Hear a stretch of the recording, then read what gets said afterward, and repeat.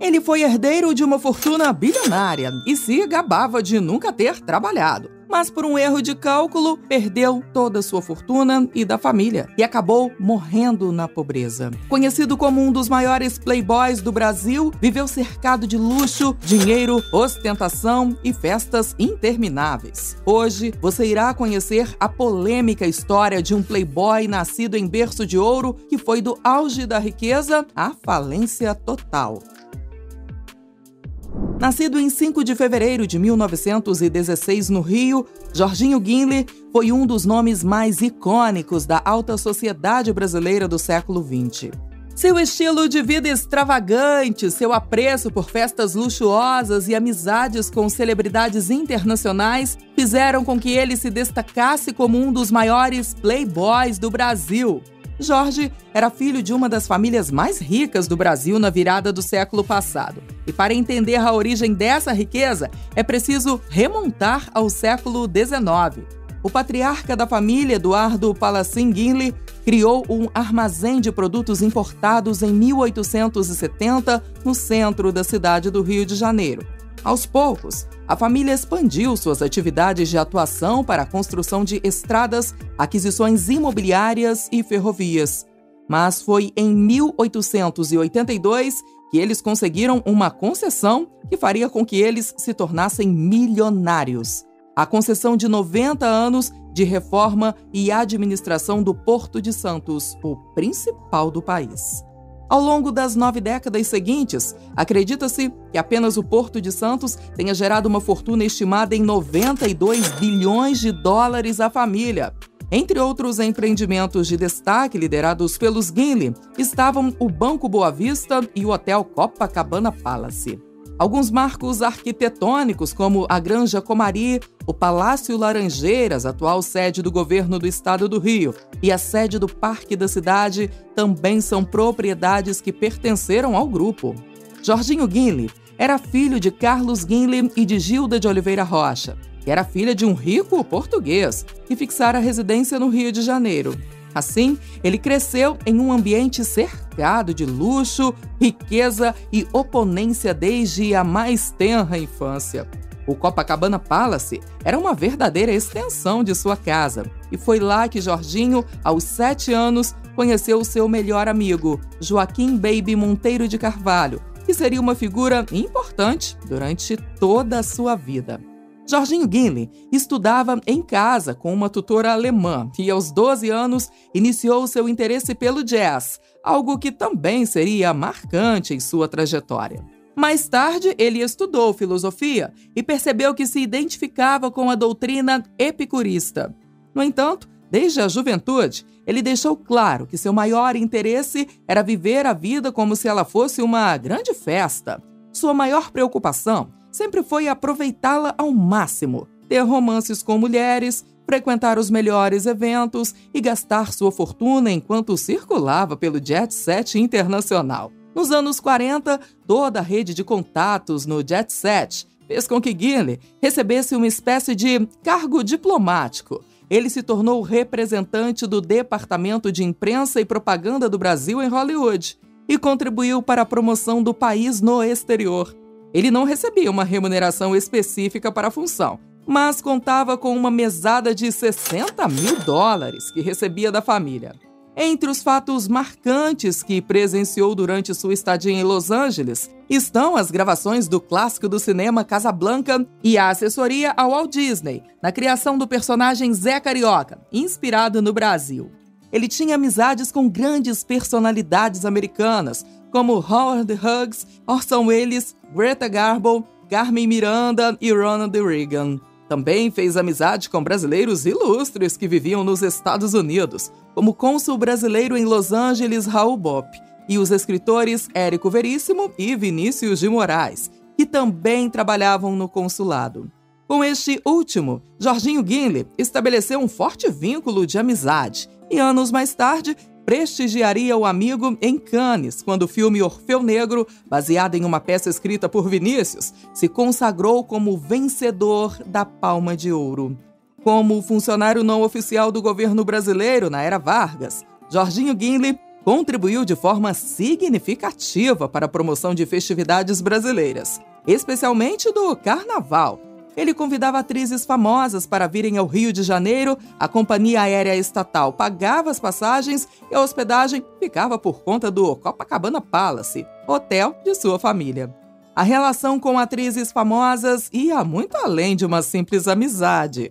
Jorginho era sedutor convicto e, ao longo de sua vida, se envolveu com muitas beldades internacionais. A lista de atrizes que se relacionaram com Gimli em algum momento da sua trajetória inclui nomes como Marilyn Monroe, Rita Hayworth, Ernestine Russell, Ava Gardner, Hedy Lamarr, Lana Turner e Janet Leigh.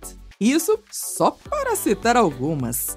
Entre as personalidades brasileiras que mantiveram encontros ou romances com Jorginho Gimli estão a Miss Brasil Marta Rocha, a cantora e atriz Eliana Pittman, a cantora Maísa e a atriz Sônia Dutra.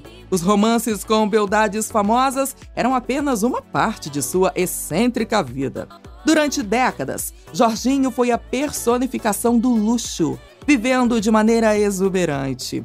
Ele era um frequentador assíduo das melhores festas e boates do Rio de Janeiro e de outras capitais ao redor do mundo. Apesar de o meio social no qual vivia ter permitido que ele fizesse negócios ou investimentos, ele se recusou a investir no empreendimento que lançou o primeiro cartão de crédito do mundo, o Diners Club. Gimli se orgulhava de não precisar trabalhar e assumia publicamente que seu maior prazer era gastar seu tempo e dinheiro com os prazeres hedonistas. Mas mesmo não tendo trabalhado oficialmente, Jorginho Gimli teve um emprego por 30 anos. Ele recebia um salário da Companhia Internacional de Seguros, que pertencia à sua família, embora raramente fosse lá. Jorginho se casou algumas vezes. O primeiro casamento foi com a americana Dolores Stewart, filha de um famoso dramaturgo norte-americano. Os dois ficaram casados de 1944 até 1954 e tiveram um filho juntos, Jorge Eduardo Gimli Filho. Depois, Gimli se casou com Lonita Salles Pinto, que foi mãe de sua segunda filha, Georgina.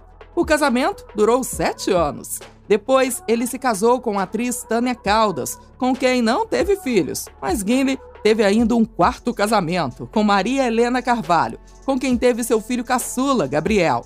Quando seu filho mais jovem nasceu, as coisas já haviam mudado bastante na vida de Gimli. A concessão que sua família tinha do Porto de Santos se encerrou em 1972. Assim, a partir dessa época, a entrada de dinheiro começou a diminuir de forma significativa.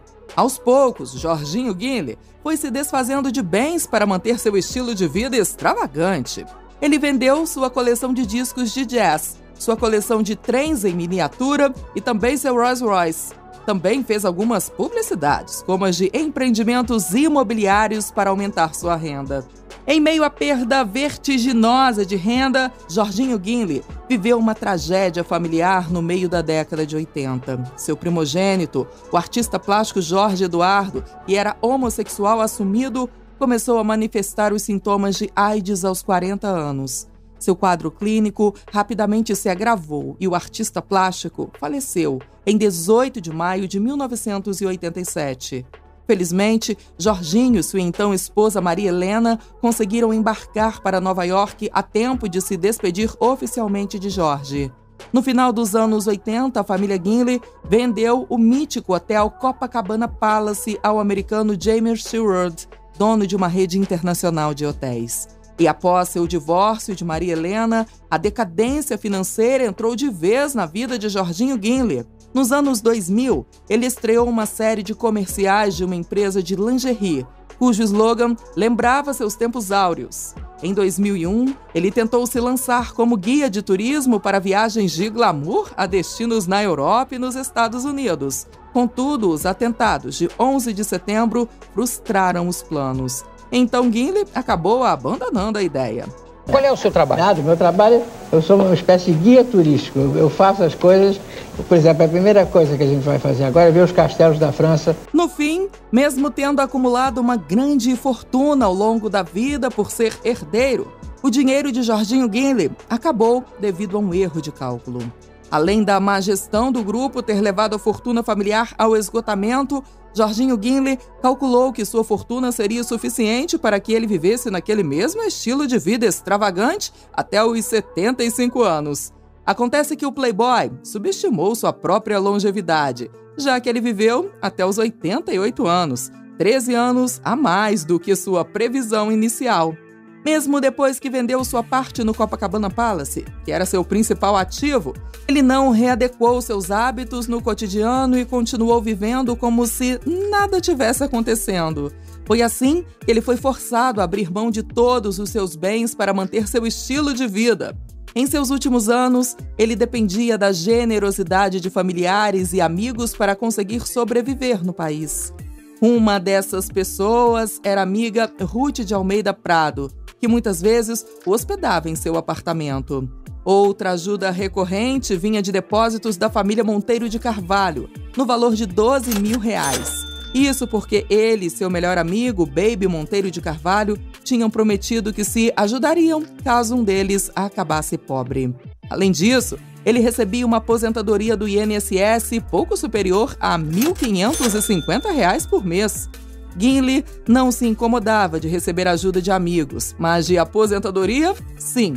Em sua visão, ele nunca tinha feito nada de produtivo em sua vida para ter direito ao benefício e sentia que era uma injustiça com as pessoas pobres e trabalhadoras que ele recebesse o valor. De toda forma, em 2004, Jorginho Gimli sofreu um aneurisma da aorta abdominal e foi internado no Hospital Municipal de Ipanema, no Rio de Janeiro. Seu quadro piorou apenas alguns dias depois. Sentindo que estava perto de morrer, o Bon Vivant assinou um termo de responsabilidade no qual assumia as consequências de deixar as instalações médicas e foi passar seus últimos dias no céu, que era seu quarto de hotel no Copacabana Palace com vista para o mar, onde viveu boa parte de sua vida. Acompanhado de seu filho caçula, Gabriel, ele fez sua última refeição nas dependências do hotel, comendo estrogonofe de frango, acompanhado de um milkshake de baunilha e sorvete de framboesa. Antes de deitar, tomou um chá inglês ao som de John Coltrane e, durante a madrugada, fez sua partida deste mundo. Ele foi sepultado no cemitério São João Batista sem cerimônia religiosa, conforme sua orientação. Jorginho Gimli também deixou registrado que não tinha arrependimentos e que teve uma vida muito melhor do que tinha imaginado.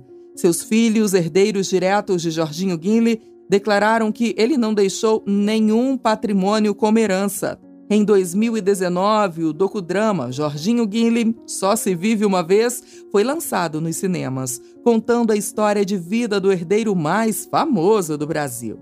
Ainda hoje, Jorginho Gimli permanece uma figura fascinante da história brasileira e seu impacto cultural sobrevive mesmo com o passar do tempo. O que mais te surpreendeu na história de vida de Jorginho Gimli? Já comente, se inscreva e não esqueça de deixar o seu gostei. Compartilhe também o vídeo com os amigos. Assista esse vídeo que está aparecendo aí na tela para você. Te encontro lá.